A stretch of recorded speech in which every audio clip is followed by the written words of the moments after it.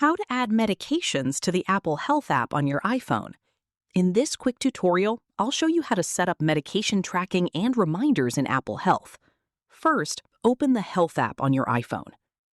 Next, tap Browse in the bottom right corner and select Medications.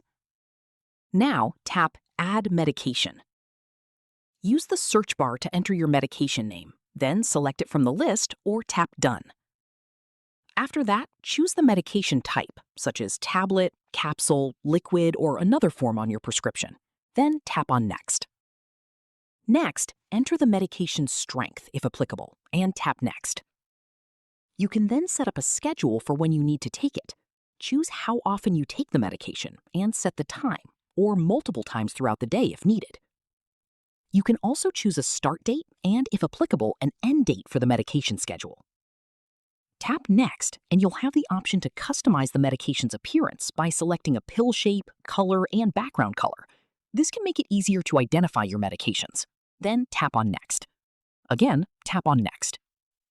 You can also add a custom display name and notes for additional details.